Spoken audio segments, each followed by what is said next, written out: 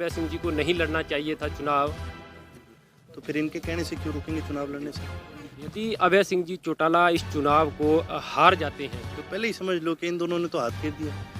इनके संगठन में एक आदमी नहीं था जो ये कह दे कि जी मैं चुनाव लड़ूंगा। तो क्या आपको लगता है जेजेपी मैदान छोड़कर जो है पहले ही चली गई थी किसानी आंदोलन के रुख को भाप करके? कोई संभावना ही नहीं होगी, कोई संभावना है ही नहीं। आप एक बार जिनका जिला है उनसे तो पूछो, ये मौका है आपके पास, आके साबित करके दिखाओ। भाई जनता से ज्यादा बड़ा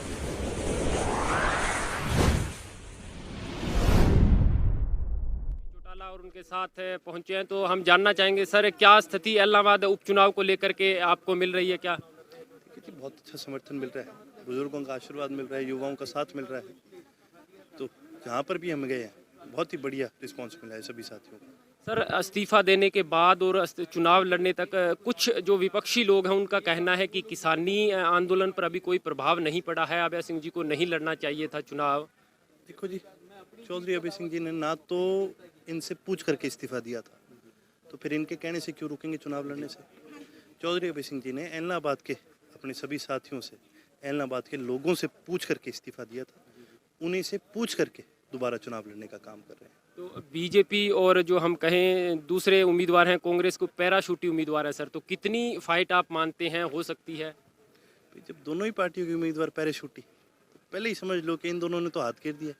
वरना इतनी बड़ी पार्टी, दोनों अपने आप को राष्ट्रीय पार्टी कहते हैं, इनके पास एक कैंडिडेट नहीं था। इनके संगठन में एक आदमी नहीं था जो ये कह दे कि जी मैं चुनाव लड़ूंगा। तो इन्होंने तो पहले ही अपने हथियार घेर दिए। इनका कोई ना वजूद है, ना कोई इनको लोग गांव में बढ़ने देंगे। तो चुनाव जीतने के बाद क्या प्रायोरिटी रहेगी सर, किसानी आंदोलन को लेकर के या इलाहाबाद हल्के के विकास को लेकर के? देखिए, चुनाव से पहले भी हमारी प्रायोरिटी किसान आंदोलन था और आगे भी ये रहेगा। और जब तक इस देश में से ये 3 काले कानून रद्द नहीं होते और एमएसपी की गारंटी पर कानून नहीं बनता, ये हमारी लड़ाई जारी रहेगी। जेजेपी का हालांकि गृह जिला था सर, लेकिन उन्होंने टिकट जो है बीजेपी के खाते में डाल दी। तो क्या आपको लगता है जेजेपी मैदान छोड़कर जो है पहले ही चली गई थी किसानी आंदोलन के रुख को भाप करके? ये किसने कह दिया जेजेपी का गृह जिला? एक बार जिनका जिला है उनसे तो पूछो, वो ही आपको बता देंगे भाई ये जिला किसका है।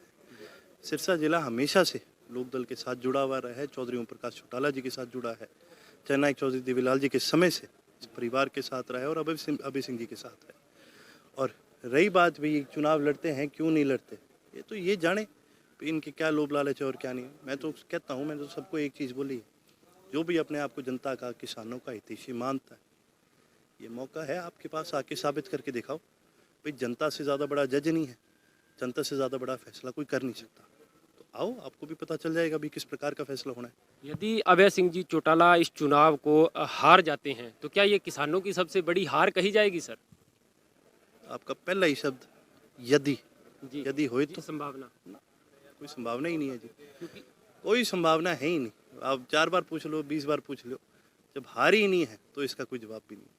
हमारे साथ थे अर्जुन जी चौटाला। साफ तौर पर कहना है कि किसानों के समर्थन में इस्तीफा दिया गया और भारी बहुमत से अभय सिंह जी चौटाला जो हैं वो किसानों के समर्थन से यहाँ से जीत हासिल करेंगे और जो प्रायोरिटी जो काम इलाहाबाद हल्के के रह गए थे उसको, और जो किसानी आंदोलन के है 3 कृषि कानूनों की वापसी और एमएसपी गारंटी तक जो है लगातार संघर्ष जारी रहेगा।